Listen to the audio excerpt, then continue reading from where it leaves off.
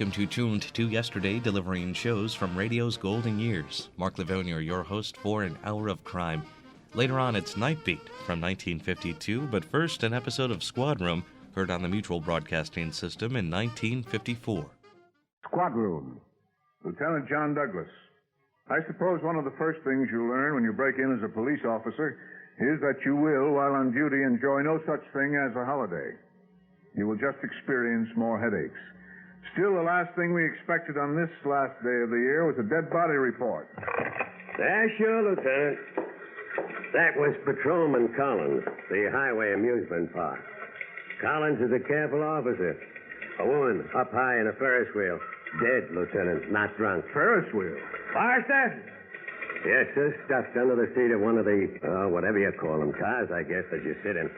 Forrester, cover desk here. Sign us out.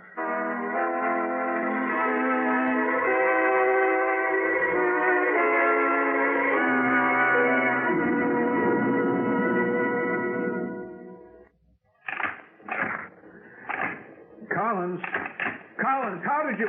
Collins, which car? The body. He can't hear you, Lieutenant. I ordered him to search the amusement grounds. We'll have to wait for the owner or climb, sir. Well, there's no dead woman in this Ferris wheel car. This one down here. It's full of paint. Look in it.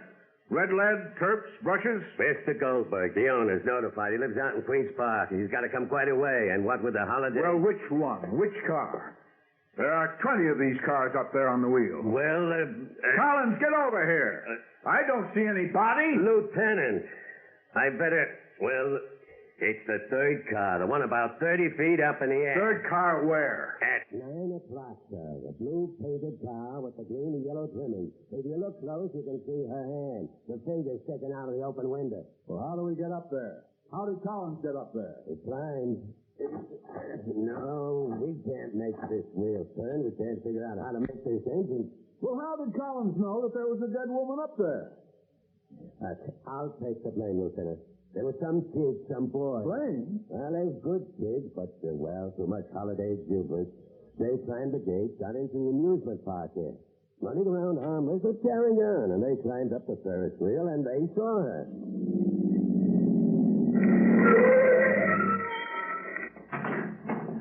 Hello, I'm Joe Goldberg. I'm the owner here. I'm Lieutenant Douglas. This is Sergeant Yeah, Allen. what's this crazy stuff about a dead woman up on the wheel, huh?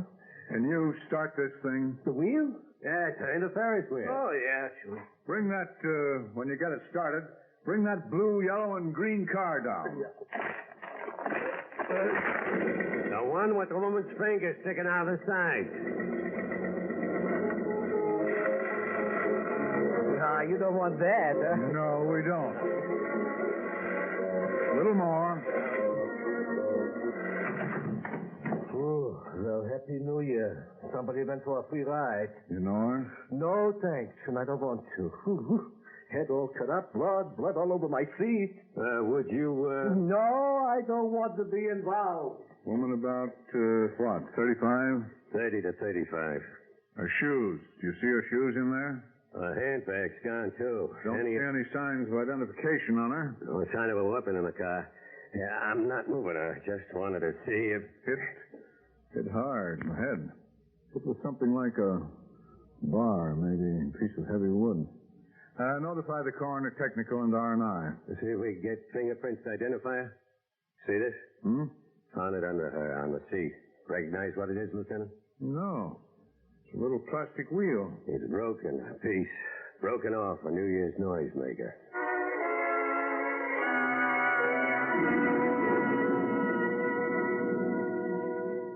Okay. What did that waitress tell you? The barkeep's new and on number one dope. When I showed her the picture... Go ahead, sir. She said the dead one, Madden, had worked here for a while before, and then she got lucky and married some man from Westville. No, she didn't know the man's name. Where's the car? Around on the drive?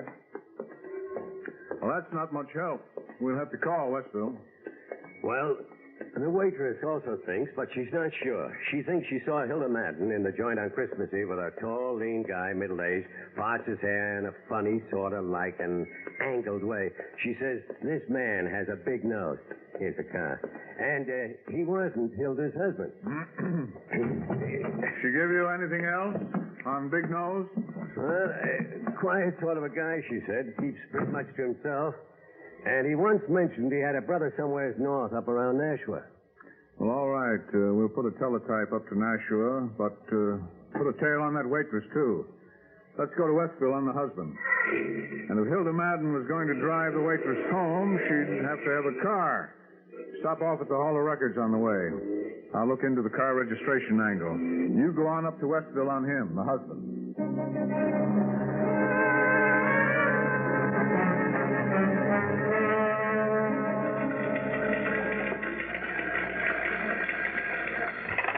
This is the lieutenant. Sergeant Allen.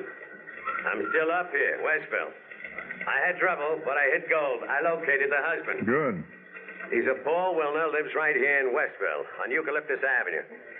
Says he last saw her, Hilda, on Christmas Eve at 10:30 p.m. Says he went to bed very early and discussed, and when he woke up, she was gone, and so was his wallet with his money in it. All she left behind was a note. What about the car? Does she own the car? I got nowheres at records. It's his car, registered under Wilner, not Madden. Madden's her maiden name. She took that along with the wallet, too. I'll be right back. I've got the tag number, the car description. Say, what's up, Lieutenant? Well, I don't know. While we were out, some man called up twice, asked for the homicide officer in charge, said he's no murderer, but he's... What? Well, he refused to talk to anybody else and hung up fast. Nobody here knows if he was a crackpot or if he's our man having an attack of guilty conscience. Better come back in. I'm going to stick around close to the phone. I'll drive right back home. Foster, call down and get me something from the diner, will you? And tell T.S. to keep the lines open for that guy to call. Lieutenant, is Lieutenant Douglas up here? Up here, the front. Oh, Lieutenant, I owe you an apology. Come up to the desk here. Take that side chair. I'm a softie, a real softie inside. I guess I just hate to see anybody I know get in a jam. No, I don't see. I'll level with you. I was out at my amusement park earlier today. It was around 10 in the morning. There was a strange car parked in the back lot where I set up the kiddie sand pile. Naturally, my property. I went to see whose it was. I found one of my summer men. He works for me as a mechanic. He's pretty well loaded, and he's in the front seat. But he's as long as he's tall. I said to him, John, and I shook him away. John, I said to him, why don't you get into the back where you got more room to sleep the holiday off? He looks up at me. If you think I'm loaded, he says to me, look in the back seat. You should see my girlfriend. And there was. There was a woman lying on the back seat, but she was snoring, and she was all covered with a blanket. Hilda Madden, the dead woman we found up in the air? I really can't say, Lieutenant. Up in your Ferris wheel? Her back was to me. She was... Well, it was daylight. You were looking in through the open car window. I wish but I can't, Lieutenant. Sure, didn't we all get a good look at that woman? Stay where you are. First Detective Division, Lieutenant Douglas. I want to talk to the top man. You are? Who is this? Never mind. I just want you to know I'm no murderer. I can't go on sneaking around corners. Hello. Hello, this is the lieutenant. Are you still... I can't. I can't.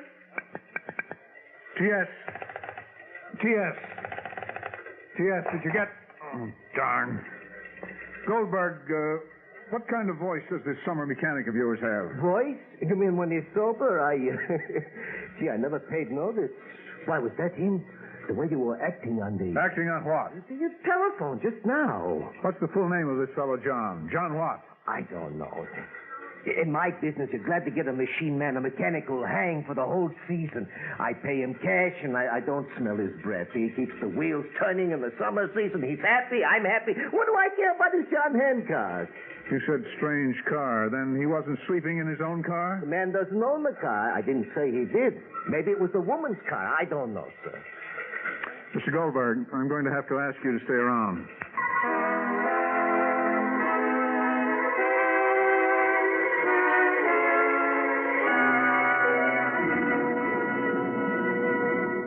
to Squad Room. On Paul Wilner, her husband over in Westville. You want to hear the rest of it, Lieutenant? I cut it short on the telephone. He called up again, Sergeant. The anonymous phone caller? Drunk, it's true, but there was such a strange, well, almost tortured quality in his voice. Would be convenient if he just walked himself in. I don't know. He didn't mention any names. He just said, I'm no murderer. And the rest, as I told you. Well, Wilner, her husband, can establish where he was at approximated murder time. He went to sleep at 10:30 Christmas Eve, woke up to find his wallet gone, his pockets clean, and all that was left of Hilda was this note. It says here, sir. Hon, I'm going out to celebrate Christmas. And who knows, maybe the celebration will keep going until I ring in the new year. I'll be back. Yeah, she'll be back. No, I guess she won't. You know, Sergeant, I can't get the idea of that man who's been telephoning anonymously out of my mind. Just another crackpot. Yep. You're forgetting it's New Year's Eve? No, I'm not. Lieutenant Douglas. Is this the lieutenant on the Hilda Madden case? John. Is that you, John? Where? What bar are you calling from? Happy New Year, Lieutenant. I gotta talk to someone. Every man available. Every noisy bar in town. I want everybody out.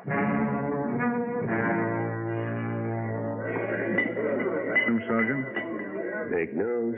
Look at the way he parts his hair. Sort of at an angle. Cockeyed. Beat officer found out from the end barkeep. That's the guy that made a phone call. All right. Soon find out.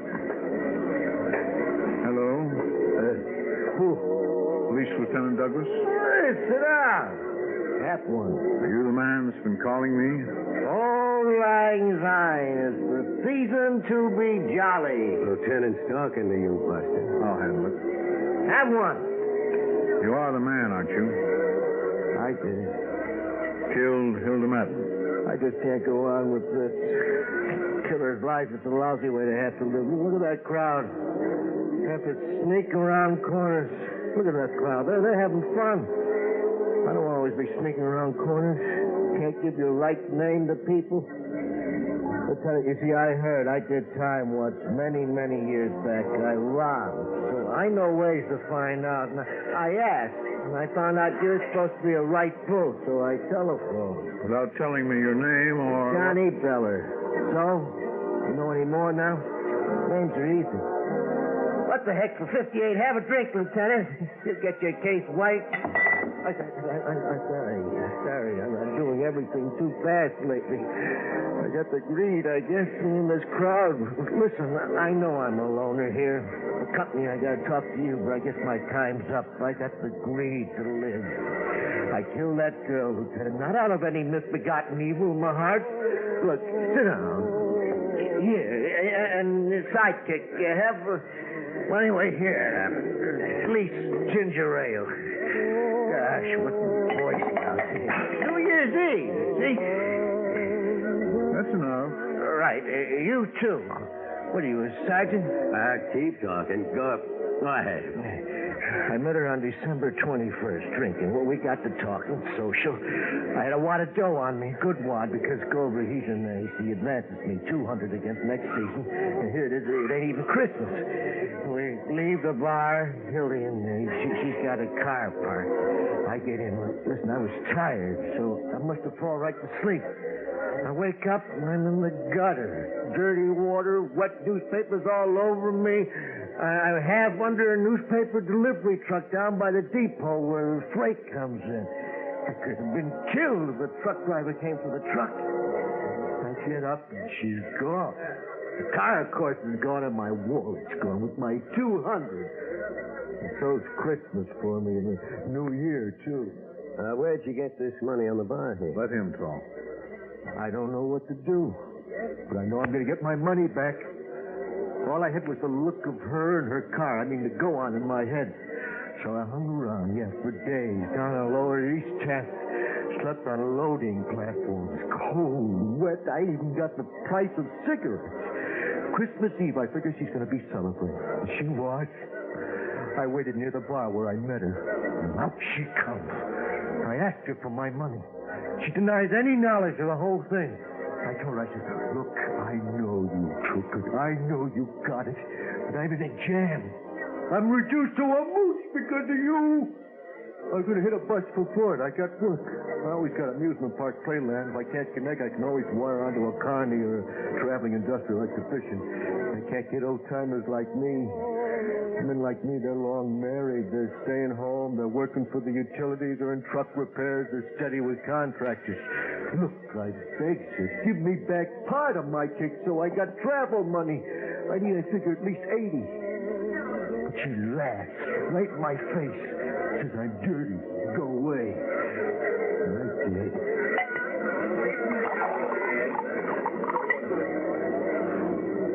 I did. I did. I went, not far though. I went and forced my way into her car. And I hid in the car. It was almost daylight when she prances back, high as a kite. And she got in. She drives away. And I speak up and slams on the brakes. And she sobers up real fast. Hildy, I says, I see you had a ball with my money, but I want what's left back. She starts to yell, I'm a bum, and she threatens to scream and call a cop. So I hit her with tire iron I got my hand on under the back seat. I did. I admit. We were near the amusement park. Jay was here. I didn't know what to do with her. I drove the car in the Goldberg's back lot. She was breathing hard.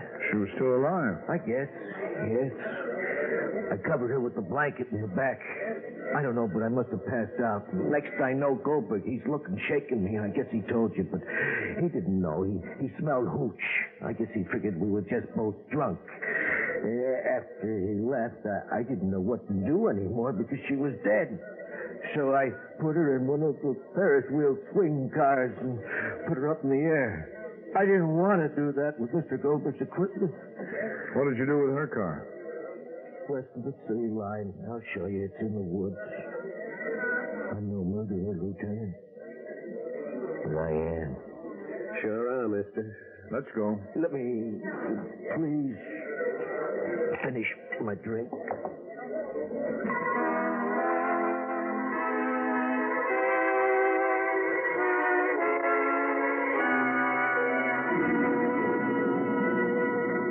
Wright.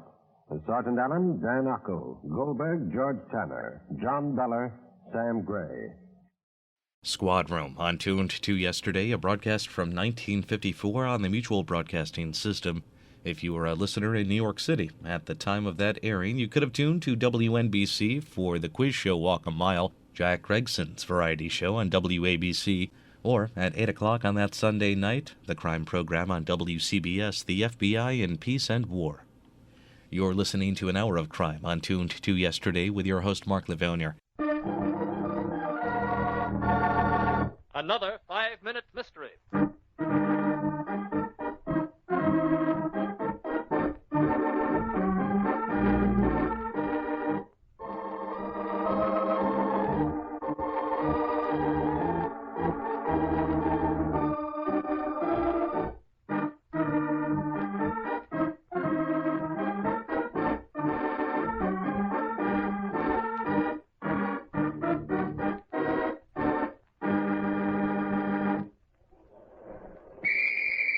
Watch your step there, young fella.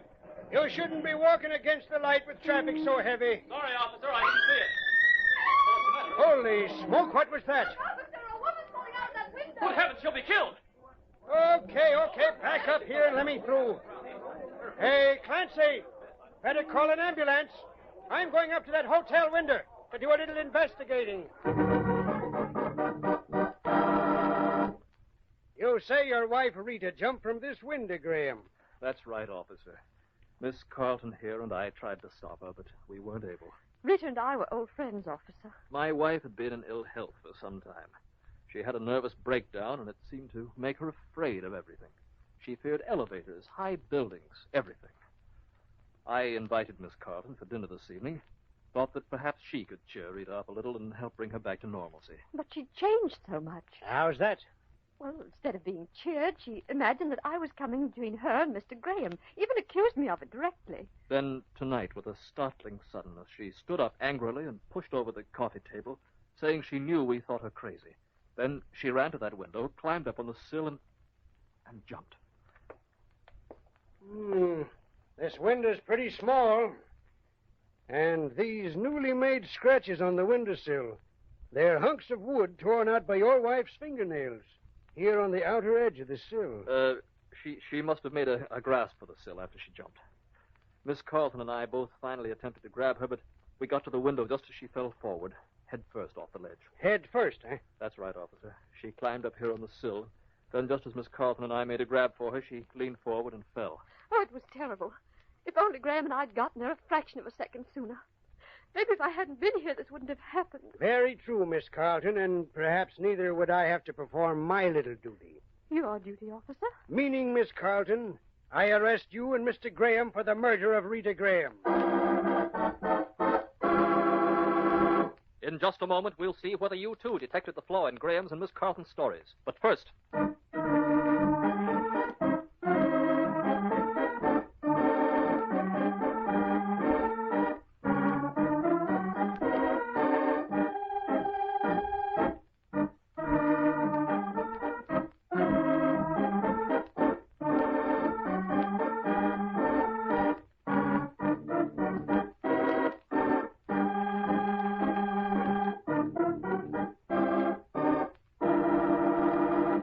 Now, back to the solution of our story. Mr. Graham, you said your wife was afraid of everything, yet she didn't fear leaping from a 15th floor window. However, that isn't the biggest mistake you two made. Surely when you were struggling to push Miss Graham out of the window, you should have noticed where, in her futile efforts to stop you, her fingernails had torn out pieces from the outer edge of the sill. No person having jumped head first out of a 15th floor window would have time or the ability to turn in midair and frantically grasp the sill. Your alibi missed the mark that time.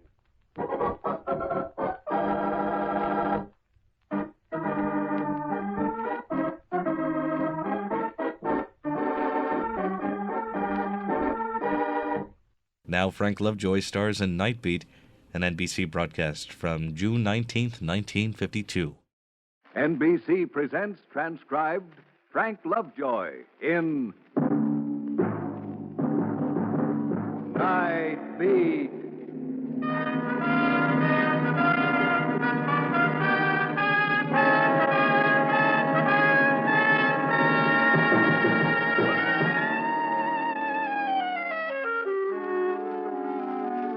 Hi, this is Randy Stone. I cover the night beat for the Chicago Star.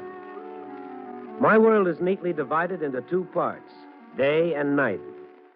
Part one you can have, with its fume-laden sunshine and noisy peddlers selling everything from eternal youth elixirs to slightly used atom bombs. Part two I'll stick with. The neon signs that have just been turned off, the cop trying the door of Sam's We Pay Cash for Everything second-hand store. Yes, I'm happy to commit the merry sunshine hours to sleep. Therefore, my phone ringing at 11 o'clock in the morning can constitute a dissonant, irritating, and annoying sound. No, wrong number. What do you want? This is Billy at the paper. That you, Randy? Yeah, it's me, Randy. Lucky I found you home. Sure. Special delivery letter just came for you. So, who's it from? It doesn't say on the envelope. Well, open it if you haven't already. Well, it's signed Dolly Graham. I'm booked solid for the next 2 weeks. It's that Dolly Graham, Randy. I'll read it to you. Look, Billy. Dear Mr. Stone, you're always looking for a story. I've got one for you.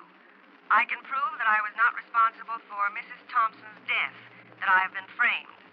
What Thompson did? There's more. Please come and see me today, signed Dolly Graham. That's great. Now maybe you'll tell me who Dolly Graham is. Try reading the Star once in a while, Randy. Dolly Graham is the girl whose car crashed into Paul Thompson's and killed his wife. She was convicted last week on a manslaughter charge. Which Thompson? The guy running for the state senate? That's him. That's why I called you, Randy. The boss thought there might be a story in this.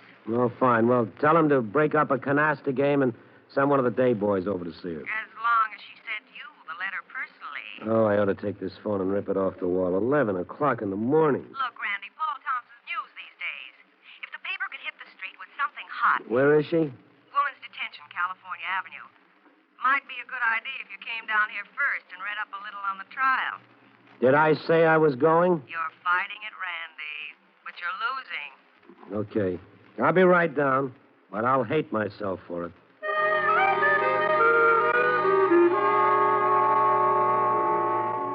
I adjusted my perspective to daytime living, and a couple of hours later, I was down at the paper's library reading up on the trial of the People versus Dolly Graham. The Graham girl hadn't had a chance. According to witnesses, she'd driven her car out of her own driveway at a dangerously high rate of speed and had run straight into Thompson's car. To cinch the case against her, the DA pointed out that the girl had 2 previous reckless driving citations. And at the time of the accident, her driver's permit had been suspended. Public sympathy had all been with the Thompson family. From the facts, any guy in his right senses would have forgotten the whole thing. But then nobody's ever been able to prove that I am. So I went over to Woman's Detention for a visit with Dolly Graham. The matron I discovered was an old friend of mine. Randy Stone, glad to see you. Draw up a chair. I got a pass to see Dolly Graham, Nellie. I'll visit with you later. Graham, what do you want to see her about? Well, confidentially, Doll, I've got a little steel saw for her. All right, come on. I hope you're not going for that malarkey about her being innocent. Well, I got an open mind, Nellie. You know that. Those wild, irresponsible kids put him behind the wheel of a car, and it's murder, plain murder. Well, that's just what the DA said. Do you know her license had been suspended? I read that. What do you want to mess around with her for? It was an open and shut case. Well, I don't like open and shut cases. Cheesecake. That trial read like a bad play written for the star performer only. In this case, Mr. Paul Thompson. You're crazy, but I love you anyways, Randy. Maybe if you shave regularly. Hey, you got a visitor, dearie. Who is he? 19 years old. She might as well be 90. 10 minutes, Randy. Okay. If you need help, just holler. And I wouldn't be too surprised. Well? I'm Randy Stone. What does that call for? 3 cheers? Well, I'm the Randy Stone, Chicago Star, the one you sent for. I sent for you? Oh, you must be nuts. Got a cigarette? Yeah, here. Keep them. Thanks. What are you staring at? You're just a kid. A frightened kid trying to hide it behind a cloud of cigarette smoke. All right, so I'm scared. What do you want? I got this letter from you this morning, special delivery. This was your idea. I didn't write any letter. Let's see it. Here. That's my name, but I didn't write this letter. Well, read it. I am. Make any sense to you? Just this about George Saunders. He was in the car with me when it happened. Not according to the testimony. I beat it before the police got there. I told them about it at the trial, but they didn't believe me. Why'd he run out on you? Broken parole, I think, in Kansas or Wyoming, someplace like that. They tried to make a deal with me. Who did? They told me if I pleaded guilty to be treated just like any other traffic accident. But I told them, no, it wasn't my fault. So they made it manslaughter. A politician's wife was killed. Well, your record made it a cinch to convict you. Thompson's car crashed into mine, I tell you. Car has always been sort of a mechanical toy to you, hasn't it? Oh, not another lecture coming up. I'm sorry, Dolly. That's the good citizen in me. Keeps coming out every once in a while. Go on. My lawyer told me not to try and buck Paul Thompson. He said Thompson couldn't afford any unfavorable publicity on account of his running for the Senate. So, here I am. I'd like to know who sent this letter. You're wasting your time, Mr. Stone. Well, you keep talking. Well, tell me anything that you can remember. I was waiting for this car to pass. My car was standing still in the driveway. I swear it. Then his car started weaving like he was drunk or something. Next thing I know is the crash. Well, the Thompson car rolled over on its side. You remember that? First thing I saw was her, his wife, lying on the street, dead. I heard someone trying to get out of the other car, so I ran over to see if I could help. And by this time, your boyfriend had disappeared, I take it. Mr. Thompson was helping his daughter out. He said something to her, and she started running down the street. What did he say to her? Heard it, but I don't remember exactly. Well, he testified in court that he told her to go and bring a doctor. Is that what he said? No. There's nothing about a doctor. He told her... What? I'm trying to think. Something about home. The words. Try to think of the exact words. Go on home, I think he said. Go on home, Anne. I'll look after things myself. That's all he said to her. This friend of yours, George Saunders. Then Mr. Thompson kind of staggered over to where his wife was, and he fainted. Then the people started coming around. They started shouting at me and blaming me. And Mr. Bell told everybody he'd seen me do it. That's the next door neighbor? He lied. He told them it was my fault. I don't know why, but he lied. I'll have a talk with him, Dolly. Oh, it's no use. What did the DA call me? An irresponsible, wild-eyed lady of the night? You should have seen the way the jury's eyes lit up when he said that. I knew it was all over then. You haven't told me about Saunders. Where can I find him? He played clarinet at the Jazz Bar on Higgins Avenue. Know where it is? Yeah. They wanted me to plead guilty to just the accident. Well, I guess I should have. Yeah, there's something screwy about Thompson helping the girl out of the car, but I can't think what it is. Time's up, Randy. Okay. Do you believe me, Mr. Stone? Yeah, I believe you, but what does that mean? Nothing. I'm a notorious screwball about such things.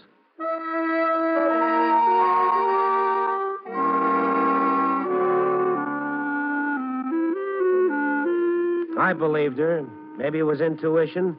Maybe it was just the frightened, pleading look in the girl's eyes. I went back to the office and read the trial records again. If ever a conviction had been prefabricated, Dolly Graham had gotten it. The evidence had been flimsy, the witnesses unreliable. And several times the jury had been reminded of Mr. Thompson's fine record as a citizen in the community. I worked myself into a belligerent frame of mind and went looking for Mr. George Saunders at the Jazz Bar on Higgins Avenue. A waitress told me he hadn't worked there since the day after Dolly Graham's accident. By 2 a.m., I was convinced that George Saunders wasn't in Chicago. So I went back to the office and wrote a nice vitriolic column about trials and courtroom procedures. Nothing specific, you understand. Just a poisonous bit about how many people are railroaded into jail sentences because of a willingness to find a person guilty before the trial. Then I went home, set the alarm for 1 o'clock in the afternoon. I went to bed. The mechanical monster did its work, and by 2 o'clock I was climbing the few steps to Mr. Bell's porch, Dolly's neighbor, the one who'd sworn he'd seen the accident take place. Mr. Bell? That's me. What do you want? It's about that Thompson accident case. I ought to start charging for all the talking I've been doing about that. My name is Stone. I'm with the Chicago Star. I read it all the time. Well, we're thinking of doing a feature story, pictures of you and your wife, the works. As soon as she moved into the rooming house next door, I knew what kind she was. You saw the actual crash take place, Mr. Bell? I was sitting right here. She came shooting out of her driveway. She was doing 40, I bet. Reckless. Murderous reckless. Your chair was right there where it is now? Same spot. I told the missus the day that girl ran over my dog, she'll kill a person someday. And she did. She killed that poor Mrs. Thompson. Well, maybe you just heard the crash, Mr. Bell. Could that be? I seen it, I said.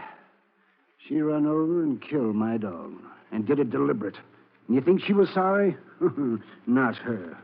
Mind letting me sit in that chair for a minute? Go ahead. Thank you. What do you want to do that for? I'm just trying to figure out how you could have seen the driveway from here. All I can see is a brick wall and 2 big trees. Well, now, you wouldn't make me out to be a liar, would you? I seen it all. You must have yourself a trick set of eyes, then. I told them in court I seen it, and they believed me. Well, maybe you saw it because you wanted to see it.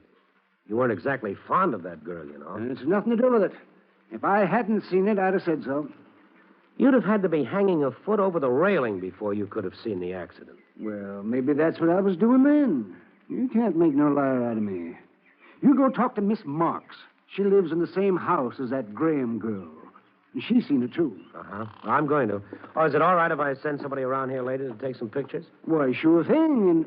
And, say, if you're writing something in the paper, don't forget to say that the missus is a fine dressmaker. Oh, she's one of the best in this section. Well, we'll headline that fact.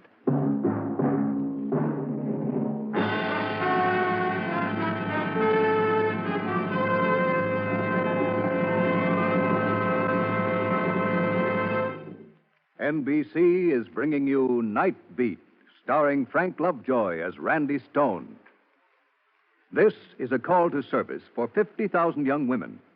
That figure, 50,000, is the number of student nurses needed this year, and the need is acute.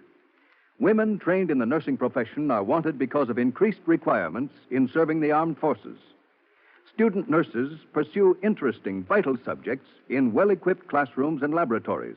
They can choose between work with the armed forces, work in hospital service, private duty, research, teaching, public health, or some other interesting field.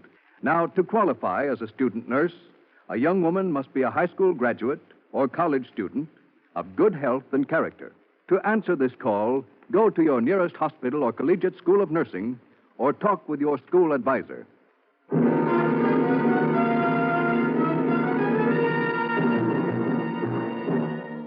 And now, back to Night Beat and Randy Stone. This thing was beginning to scare me. Mr. Bell couldn't possibly have seen that accident, and yet the Supreme Court couldn't have shaken his testimony. The girl had killed his dog, and since that day he'd carried around enough malice in his heart to be able to send her to prison on a phony charge. I went next door to the rooming house where Dolly had lived. Miss Marks, another one of the witnesses against the Graham girl, lived in one of the upstairs rooms. Yes? I'm a newspaper reporter. I'd like an interview with you. Oh, come on in. I'll turn the radio off. You sit down. Thank you. Care for some wine? Sherry? No, thank you. Sherry's good for you. The other stuff's poison. So I've heard. Makes you feel better if you're ill. And it helps time go quicker. You were talking to Mr. Bell next door about Dolly Graham. I heard you through the window. You know Dolly? She had more boyfriends. No. She's a good-looking girl. Her hair's just like mine was. Mine was natural, though. Did you think it to see me now? I was very pretty, too. Sure, and you're not out of it yet. About the crash. Oh, I'm tired talking about that accident. You heard her leaving her room? Laughing. He was kidding her. Well, in court you said that she came out alone. I said I wasn't sure she was with somebody else. Oh. But you heard a man's voice. Maybe. Oh, there were no long, empty evenings for her. Not like some people have. She used to rib me about it. Said she'd fix me up with a date, stuff like that. It hurt. You were looking out of the window when it happened? Yes. There was nobody in Dolly's car with her? No. She said he ran out on her. I didn't see him. That's a laugh, isn't it? That's hilarious. When it came right down to a pinch, she was alone, too. Even the young, pretty ones are alone. I had a time of it when the reporters and police started coming around. But even that didn't last long. Did you see... Oh, never mind. Oh, I'm not much good to you, am I, mister? Well, thanks anyway.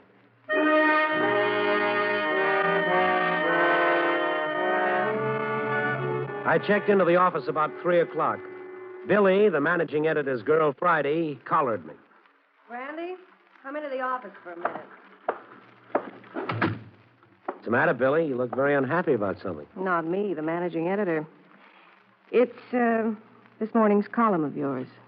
It's directed against Paul Thompson, isn't it? Well, generally speaking, yes. Specifically, no. Well, you know the Star is supporting him in his bid for the Senate. Yeah. If I insinuated the trial left a pretty foul odor behind, it's because I think so. A judge tries her, a jury convicts her, but Stone the Avenger thinks she's been railroaded.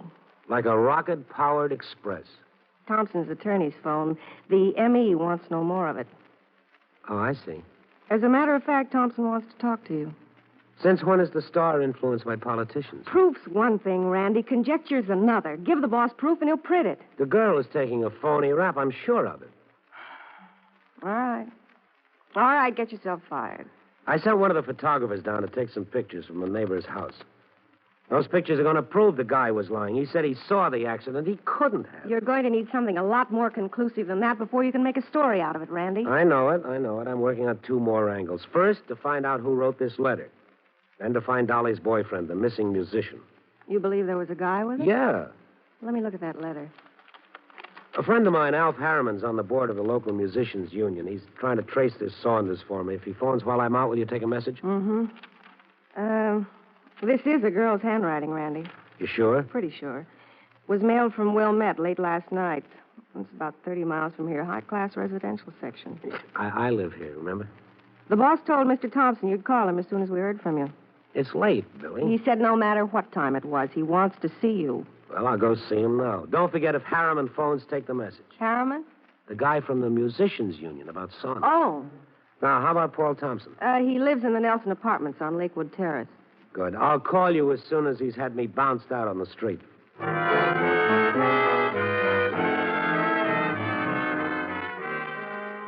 Half an hour later, a nurse ushered me into Thompson's study. She'd warned me that Mr. Thompson was a pretty sick man and that I shouldn't say anything to excite or disturb him. She closed the door behind him. He looked old and tired, and he waved me to a chair near him. I'm sorry I can't rise to receive you. I haven't been very well. I'm sorry to hear that. You left a message. You wanted to see me. Obviously, we had to meet very shortly, so I took the initiative. Yeah, I'm told that you were disturbed about my column in this morning's Star. Both its tone and contents were clearly directed against my family. I was attacking a series of principles, not any individual. Running as I am for the Senate next month, your insinuations must have an adverse effect on my campaign. I have learned that you are conducting a private investigation into the tragic death of my wife. Well, to deny that would be stupid. In the face of such overwhelming evidence as was presented in the court, do you mean to say that further inquiries could serve any useful purpose? Well, that remains to be seen. I'm interested in facts only, Mr. Thompson. I think you can help end my investigation here and now. How? Well, let me talk to your daughter. Is she home? She's in no condition to see anyone. Poor child is on the point of a serious breakdown. She's never recovered from that horrible night. A few words with her, that's all I want. It's impossible. She's not in the city at any rate. Oh, where is she? Mr. Stone, I've wanted nothing so much in my life as I want that seat in the Senate. It's a laudable ambition, sir. I shall let no obstacle stand in my way. In that time, you should get the presidency. I have thought of a solution which might be compatible to both of us. Well, nothing would suit me better. I've long been searching for a young, aggressive man to run my campaign for me. I'm afraid I'm losing you. You are that man, Mr. Stone. Whatever your present salary is, I will double it. Under contract for 3 years. I see. These attacks on my family must stop. I can't fight it, so I'll buy it. You've got this figured out for some high-class journalistic blackmail, haven't you, Mr. Thompson? There must be no more unfavorable publicity on... What's the matter, Mr. Thompson? What is it? Diabetic. Insulin on the table. Do you know how to administer it? No. What can I do? The nurse. Call her quickly. Nurse, in here, quick.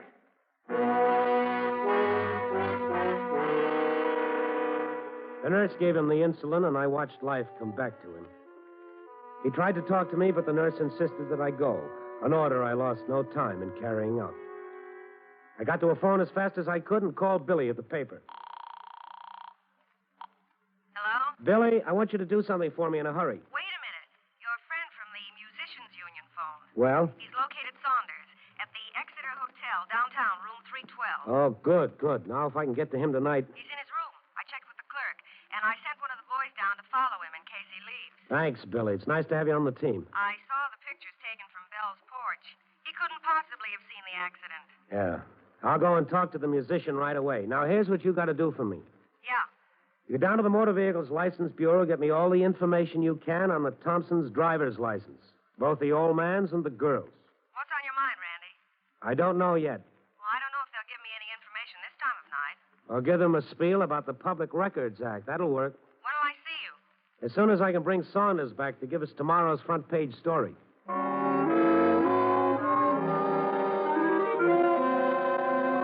Tommy Sullivan was one of my colleagues on the Star, and he was waiting for me in the lobby of the hotel.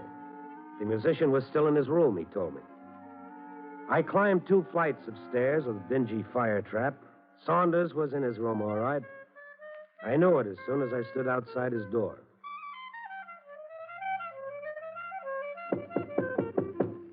Come on in. Hi. Be with you in a minute. I don't want to let go of this lick.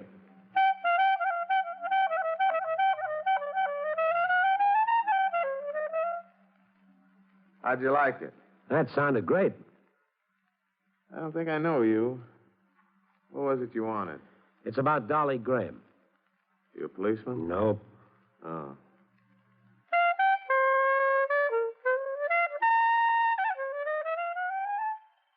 What was it you wanted? I talked to her yesterday. She said that you were in the car with her when it happened. Thought the jury believed that's important now. You were with her in the car. Just give me a yes or no. Yeah, I guess I was. And you wouldn't step in and help the girl out? Oh, I thought about it lots of times, but I didn't have the guts. I'm wanted out west. I jump parole, and if they ever get their hands on me, it'd be too bad. Too bad, don't you see? Oh, you're a nice boy. You're coming with me now. I can't. I thought for sure she'd beat the case. We were just sitting there. I said to the guy who's driving, he's drunk. The guy who was driving? Sure. It was a man. I saw him. His daughter said she was driving the car. She wasn't. Come on, we're going places. You don't understand. I just can't do it. Well, I'll help you. Now get moving. Don't get me on that Kansas thing. Stairs are kind of narrow. You better walk ahead of me. So it was a man driving it.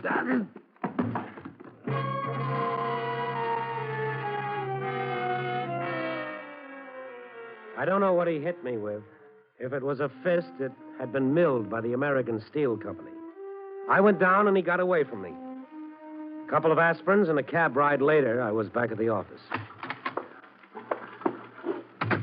What happened to you? The musician hit and ran. He got away.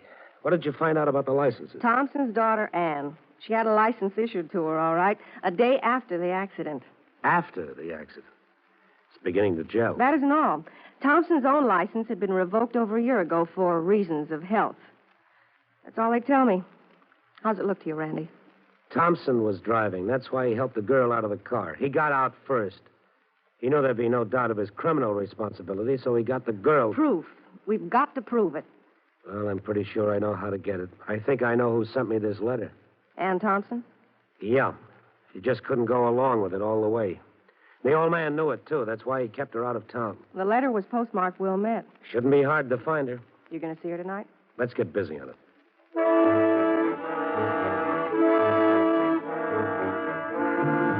It wasn't too hard to find the girl. Postmark on the letter directed us to Wilmette, a high-class residential area 40 miles out of the city. The telephone operator there knew just who I meant. The Thompson girl visiting with an aunt on Elm Street. I drove out there. The girl must have been waiting for me. I'd hardly started to press the bell on the door when it opened. Yes? I got your letter this morning. Come in, Mr. Stone. Thank you. Have you seen my father? Yeah. Is he all right? He's all right. I was hoping you'd come. I couldn't go on hiding a thing like that the rest of my life, could I? No, you couldn't. Dad didn't know Mother was dead. He thought it was just a traffic accident. So he told you to say that you'd been driving. He shouldn't have been driving. The doctor warned him. Do you want me to go back to the city with you? Yes, I think you'd better. The police will want to talk to you, and a lot of other people, too. All right. I felt so bad when I had to tell those lies in court. Yeah, I know. Poor girl standing there, staring at me. I felt like crying. I feel like crying now. Come on, honey. It's a long drive back to town.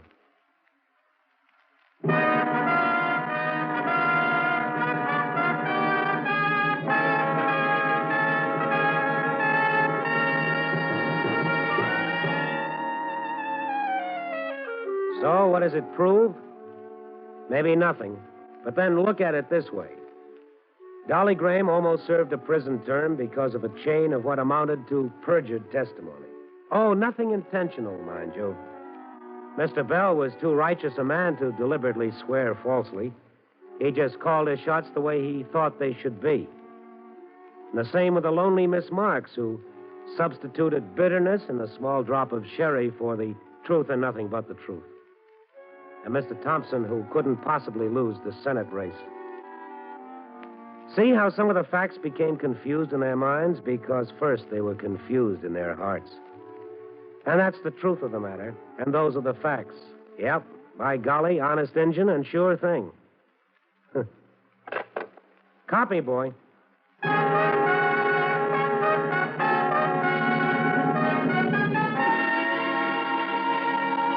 Night Beat, starring Frank Lovejoy, is produced and directed by Warren Lewis.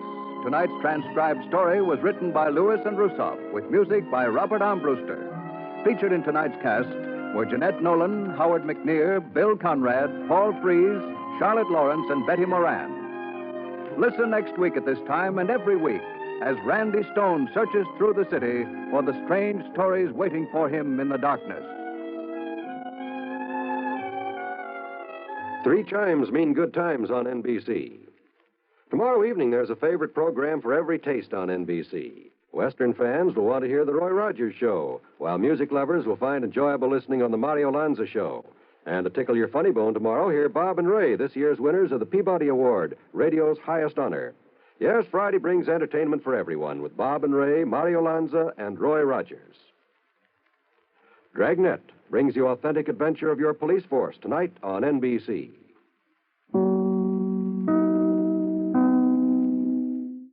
Night Beat, on Tuned to Yesterday from June 19th, 1952 on NBC. And that wraps up this hour of crime on Tuned to Yesterday. Be sure to be with us next time for more great programs from radio's past. Until our next hour together, I'm Mark Lavonier. It's been a pleasure.